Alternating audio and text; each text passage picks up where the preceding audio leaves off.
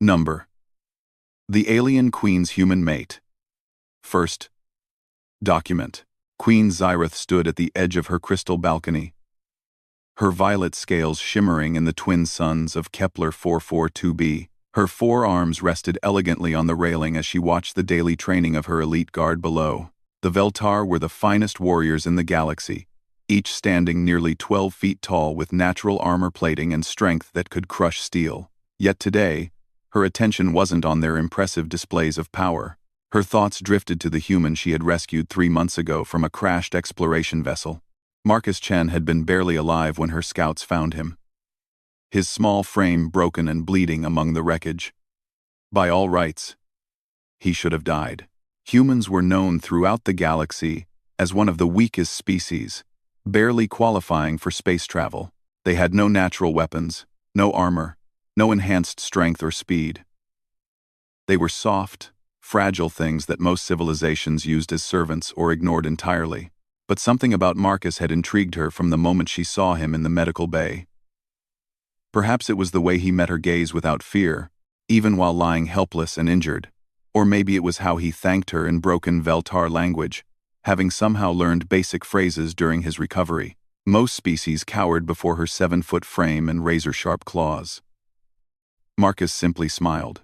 The palace doors chimed softly behind her, and she turned to see the subject of her thoughts approaching.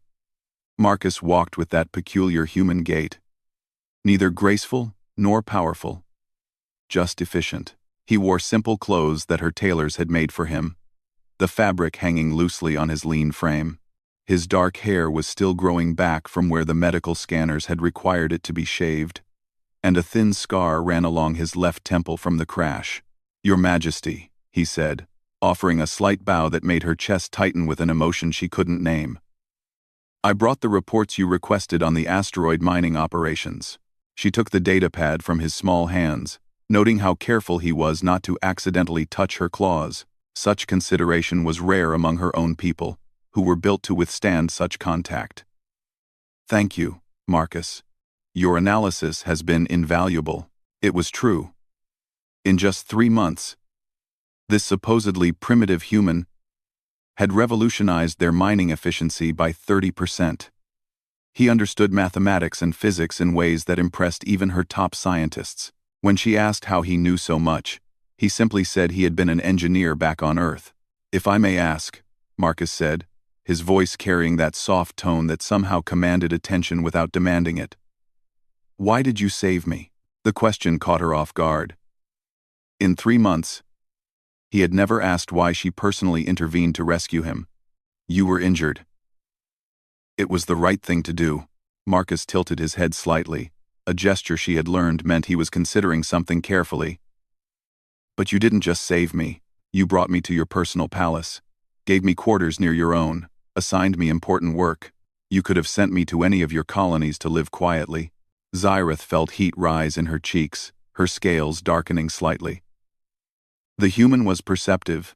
She would give him that. "Perhaps I was curious about your species." "And what have you learned?" His brown eyes held hers steadily, and again she was struck by the lack of fear there. "That humans are more complex than the galaxy believes," she admitted. "Your people are underestimated." Marcus was quiet for a moment, looking out over the training grounds where her warriors continued their exercises. "My ship wasn't just exploring when it crashed," he said finally. "We were running." Something cold settled in Xyrath's stomach. "From what?" "Pirates. Krethmar raiders hit our colony ship 3 days out from Earth, killed most of the civilians, took the rest as slaves." His voice remained steady, but she noticed his hands clenching slightly. "I was part of the engineering crew. We managed to get a few escape pods out before they breached the main hull." The Krethmar were known throughout the sector as brutal raiders who showed no mercy to weaker species. Xyrath had been planning to deal with their increased activity near her territory soon. "I'm sorry for your loss." 40,000 people, Marcus continued, still staring at the training grounds. "Families, children, elderly. The Krethmar don't distinguish. They just take what they want and kill the rest. The galaxy is harsh," Xyrath said, though the words felt inadequate. The strong prey on the weak. It has always been this way. Marcus turned to look at her then, and for just a moment, she thought she saw something different in his eyes. Something harder. But it was gone so quickly she might have imagined it. "Yes," he said quietly. The conversation was interrupted by the arrival of Captain Vexistal, her chief of security. The massive Veltar warrior approached with heavy footsteps that made the crystal floor vibrate. His natural armor gleamed in the sunlight, and his forearms carried enough weaponry to level a small building. "Your Majesty," Vextal rumbled, his voice like grinding stone. "We have a problem." Xyroth straightened, immediately shifting into her role as ruler. "Report." Long-range sensors have detected a Krethmar fleet approaching the outer system. 12 heavy cruisers and at least 30 smaller vessels. They'll be within striking distance of the primary colonies in 18 hours. The blood in Xyroth's veins turned to ice. A fleet that size could devastate her outer worlds before her main battle groups could respond. How did they get so close without detection? They're using some kind of stealth technology we haven't seen before. Our sensors only picked them up when they began accelerating toward the inner system. Marcus stepped forward slightly. "May I see the sensor data?" Vexistal's four eyes fixed on the human with barely concealed disdain. "This is a military matter. Soft skin. Perhaps you should return to your quarters." Captain." Xyroth's voice carried a warning edge. "Show him the data." Reluctantly, Vexistal handed over his tactical pad. Marcus studied it for several minutes, his brow furrowed in concentration. "These energy signatures," he said finally. "The stealth system is generating a specific type of interference. I've seen this before." "Impossible," Vextal growled. "Human technology is centuries behind ours."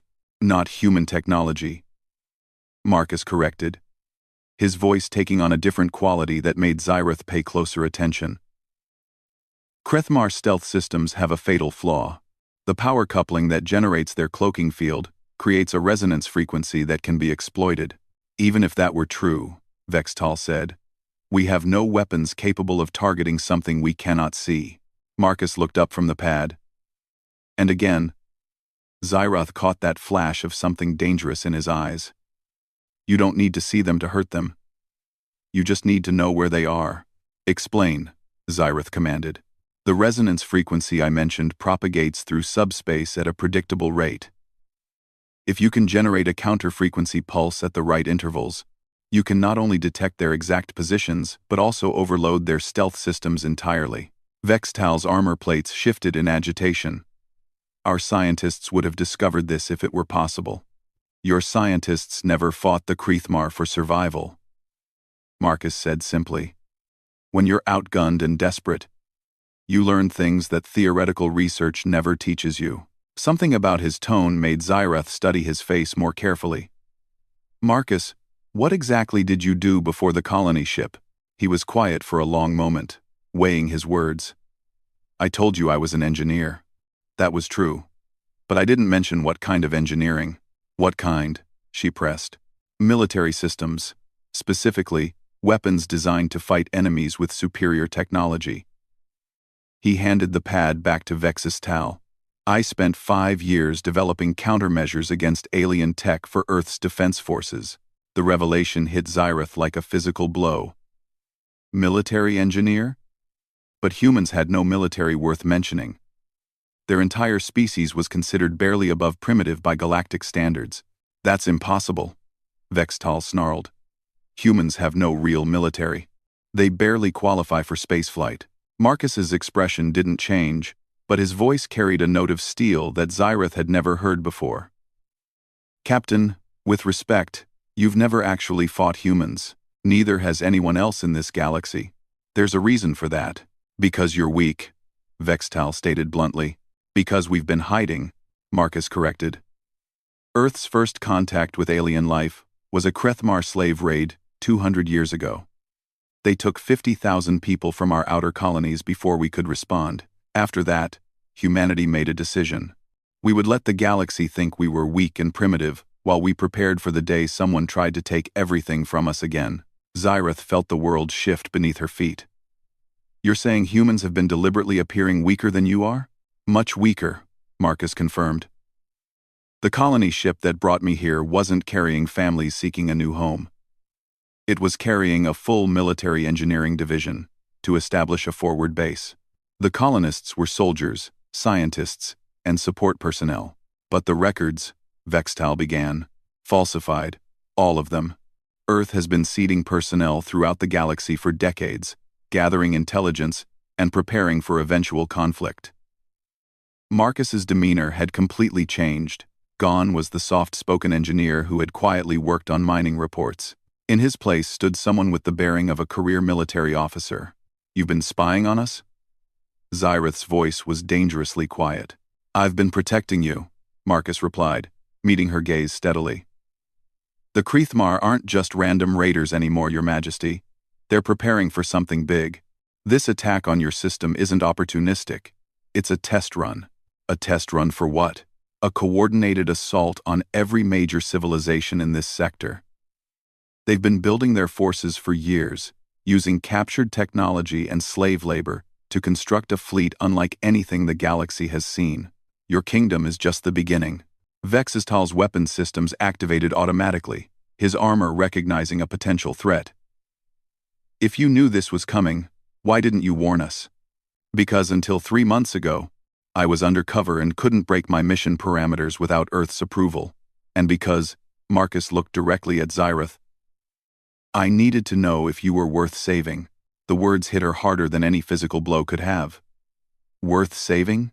Humanity learned a hard lesson 2 centuries ago. Not all civilizations deserve protection. Some are just as predatory as the raiders. They just dress it up in prettier words. His expression softened slightly as he looked at her. "But you saved my life when you had no reason to. You treated me with kindness when your entire culture says I'm beneath your notice. You've shown me that some people in this galaxy still remember what honor means. And what does that mean for us now?" Xyrath asked, though part of her was afraid of the answer. Marcus straightened. And for the first time since she had met him, she saw the warrior he truly was. "It means I'm done hiding, Your Majesty.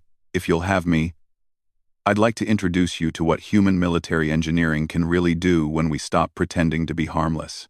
The implications crashed over her like a tidal wave. Everything she thought she knew about humans, about Marcus, about the balance of power in the galaxy, was wrong. The gentle engineer she had grown to care for was something far more dangerous and complex than she had ever imagined. "Show me," she said finally.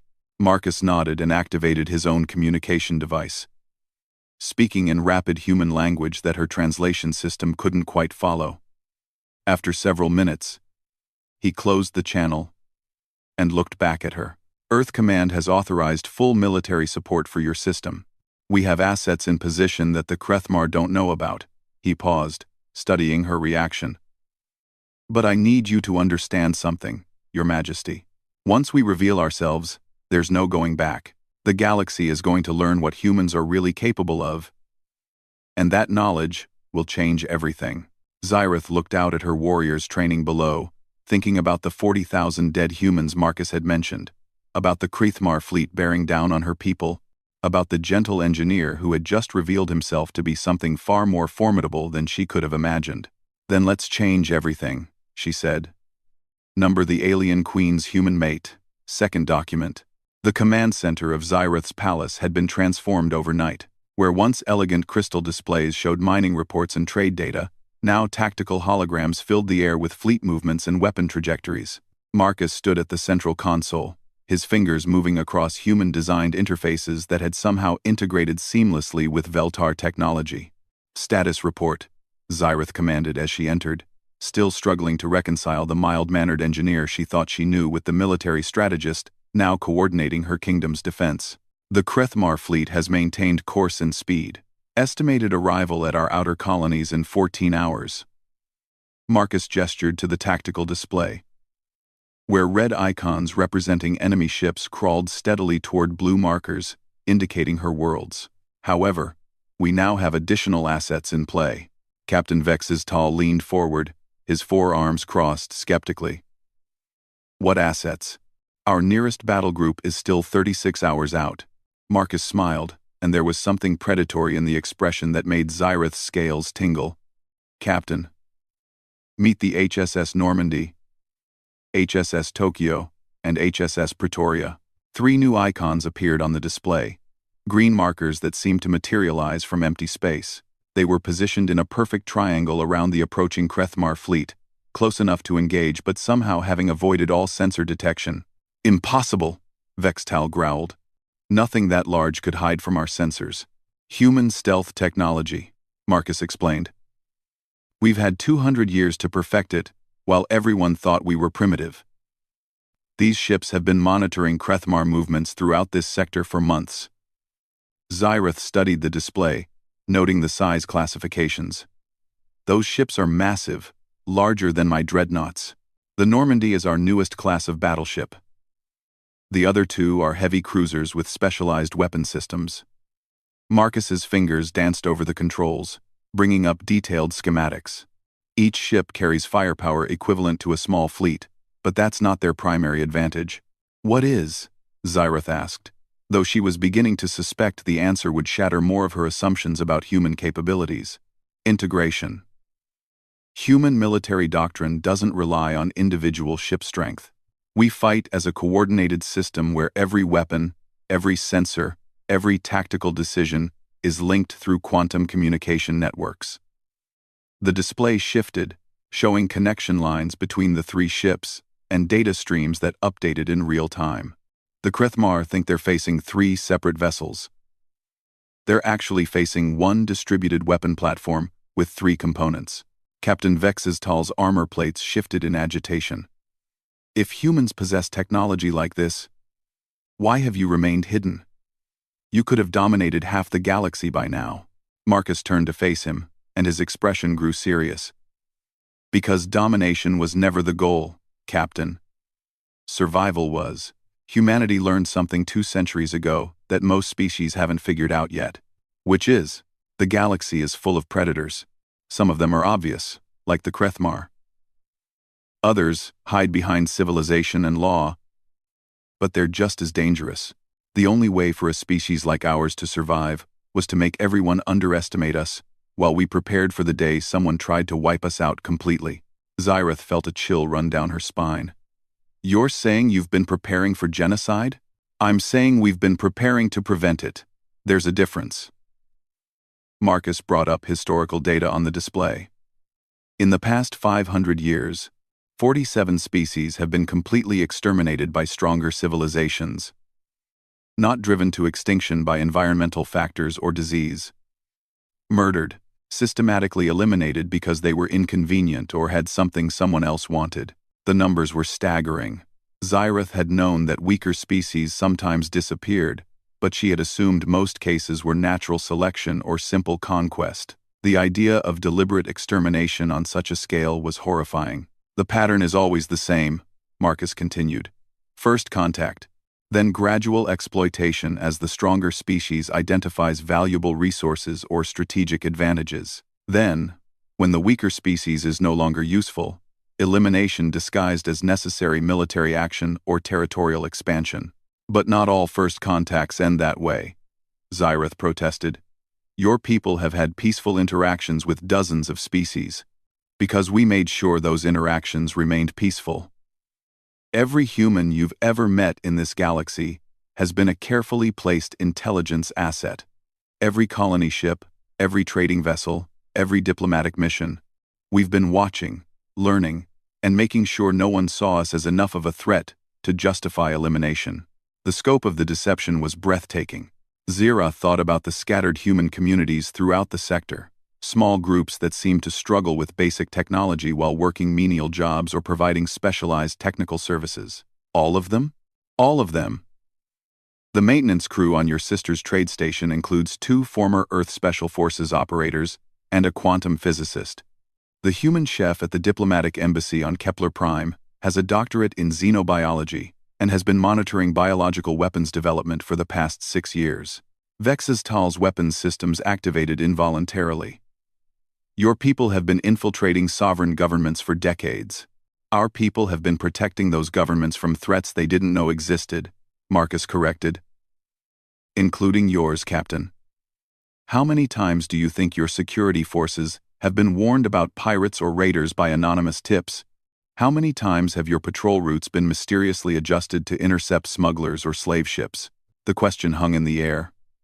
Xyrath knew the answer because she had reviewed those reports personally. Her kingdom had experienced an unusual run of success against criminal elements over the past several years, often based on intelligence that seemed too good to be true.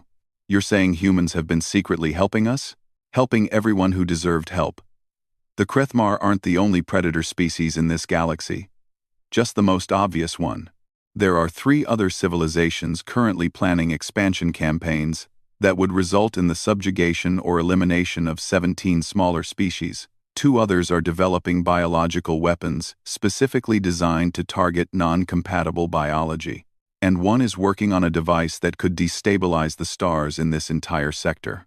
The weight of hidden threats crashed down on Xyrath like a collapsing mountain. Why are you telling me this now? Because the time for secrets is over, Marcus said simply. The Krethmar fleet approaching your system isn't just a raiding party.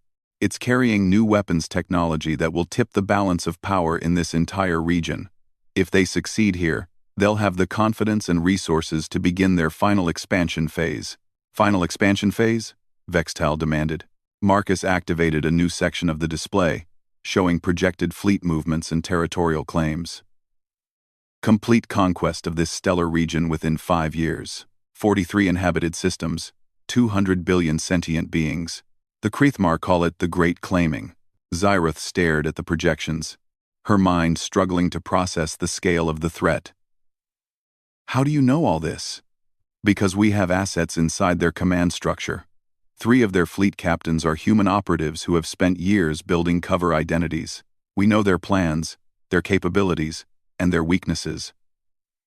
Marcus paused, meeting her gaze. We also know that this attack on your kingdom is the first step in those plans.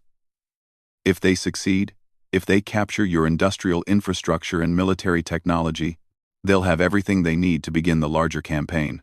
And if they fail spectacularly enough, it will convince other potential aggressors that expansion campaigns might be more costly than they assumed. It will buy the peaceful species in this region time to prepare their own defenses. Xyrath understood now why Marcus had been so careful about revealing his true nature. The gentle engineer had been evaluating her, determining whether her kingdom was worth saving or simply another predator disguised as civilization. What convinced you that we were worth protecting? Marcus was quiet for a moment, and when he spoke, his voice carried a note of something deeper than professional assessment. You saved my life when you gained nothing from it. You treated me with kindness when your culture taught you I was beneath notice. You could have used me as a curiosity or a servant, but instead you gave me meaningful work and respect I hadn't earned. He looked directly at her. Most importantly, when I showed you how to improve your mining efficiency, you used the additional resources to expand medical facilities and educational programs rather than military assets. That proves we're worth saving? That proves you understand that strength should protect rather than dominate. It's a distinction that most species never learn. The tactical display chimed softly, drawing their attention back to the approaching threat. The Krethmar fleet had adjusted course slightly, their formation tightening as they approached the outer system's edge. They're preparing for the attack run, Marcus observed. Time to see what human military engineering has been building while the galaxy thought we were primitive. He activated the quantum communication link to the hidden human ships. Normandy Actual, this is Prometheus Base. You are cleared for full combat operations. Authorization code Alpha 77 Omega. The response came immediately. The voice crisp with military precision.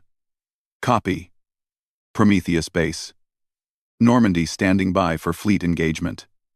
Tokyo and Pretoria report ready status. Execute Operation Thunderbolt on my mark, Marcus commanded. Xyrath watched the display as the 3 human ships began moving toward intercept positions. Their movement patterns were unlike anything she had ever seen, flowing like water around gravitational fields and using stellar radiation to mask their approach vectors. Prometheus Base, all ships report optimal firing solutions. Weapons are hot and ready. Marcus looked at Xyrath, and she saw both the engineer she had cared for and the warrior she was only now beginning to understand. Your Majesty, would you like to give the order? The weight of command, of species survival, of everything she had believed about the galaxy, pressed down on her. But beneath it all was a growing certainty that this human, who had entered her life as a broken castaway, was offering her something far more valuable than military aid. He was offering her truth. All ships, she said, her voice carrying the authority of a queen who had just learned her kingdom was worth fighting for. Engage the enemy. The battle for the future of the galaxy was about to begin, and the gentle human engineer had just revealed himself as something the Krethmar had never encountered before. A predator who hunted other predators to protect the innocent. The display erupted in light as human weapons, hidden for two number, the alien queen's human mate. Third document. The space above Kepler 442b erupted in a display of destruction that rewrote everything the galaxy thought it knew about human capabilities.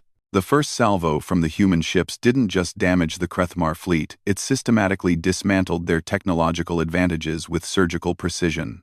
Impossible, Captain Vextal breathed as he watched the tactical display. 12 massive Krethmar cruisers, each the size of a small moon, were being carved apart by weapons that seemed to bend the laws of physics. Marcus stood calmly at the control console, his fingers dancing across interfaces that somehow understood his intentions before he fully formed them. The Krethmar rely on overwhelming firepower and superior armor. They've never faced an opponent that could turn their strengths into weaknesses. On the display, beams of coherent energy flowed around Krethmar shields as if they didn't exist, striking critical systems with impossible accuracy. Ships that had been advancing in perfect formation moments ago now tumbled helplessly through space, their engines dead and their weapons offline. How?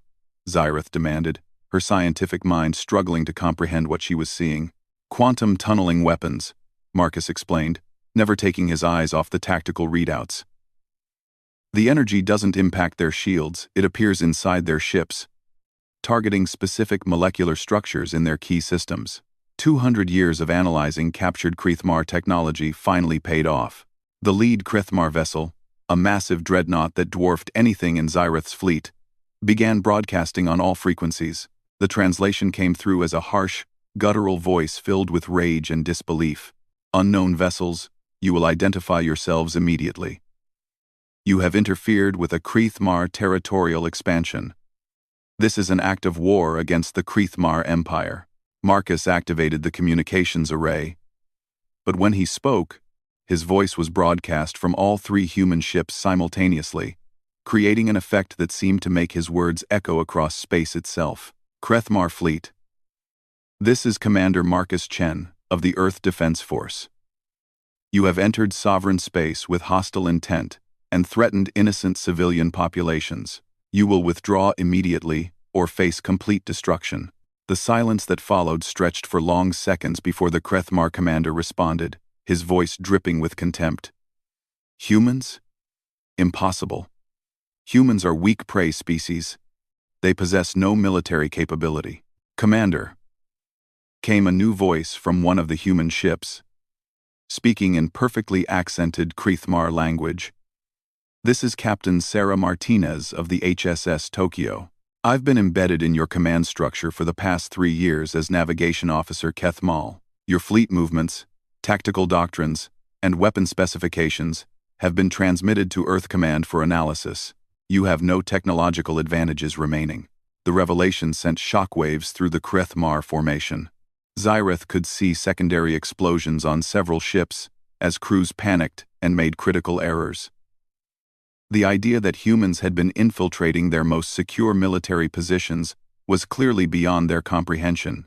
This is impossible, the Krethmar commander snarled.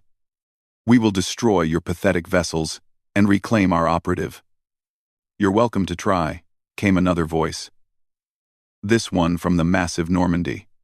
But first, let me show you what human engineering has accomplished while you've been underestimating us. The Normandy's main weapon array activated, and space itself seemed to twist around the massive ship. Energy gathered in patterns that hurt to look at directly. Reality bending as forces beyond conventional physics were brought to bear. Quantum disruptor cannon charging, Marcus reported calmly. Target, Krethmar flagship.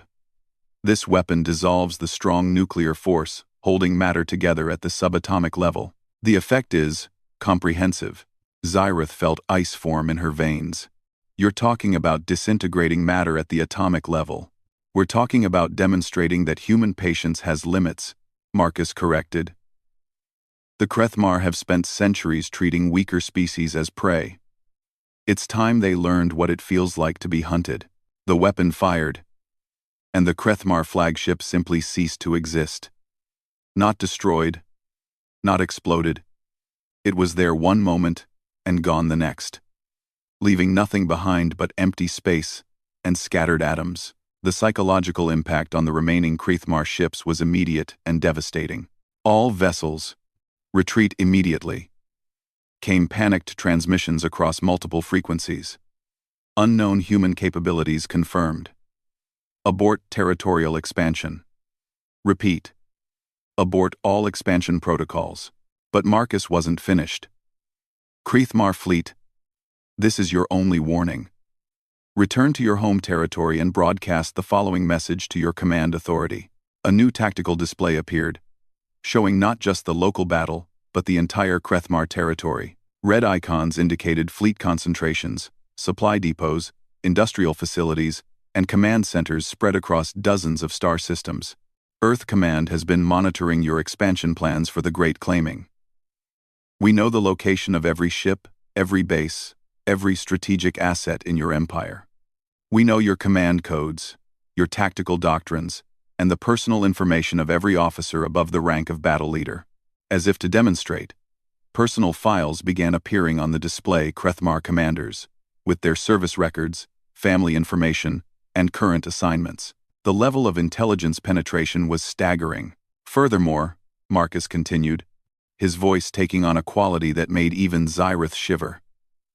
We know about the biological weapons you've been developing on Kreth Prime, the slave labor camps on Corvash VII, and the genocide you're planning for the Eldari colonies. Vextal leaned forward, his weapons systems automatically tracking threats that weren't there. How could humans know about classified Krethmar military operations? Because we've been inside their command structure for decades, Marcus replied. Every major decision, every strategic plan, every technological development. We've been watching, learning, and preparing. The tactical display shifted again, now showing what appeared to be a massive human fleet hidden throughout Krethmar space. Hundreds of ships, disguised as civilian vessels, trading platforms, and deep space monitoring stations. Your empire is currently host to 347 Earth Defense Force assets, Marcus announced to the stunned Krethmar fleet. Each one is equipped with quantum disruptor technology and positioned to eliminate strategic targets throughout your territory. The choice is simple. Withdraw from this region permanently, or watch your entire civilization disappear the same way your flagship just did. The remaining Krethmar ships were already turning to flee, their formation completely broken. But their commander managed one final transmission, his voice shaking with a combination of rage and terror. This is not over, humans.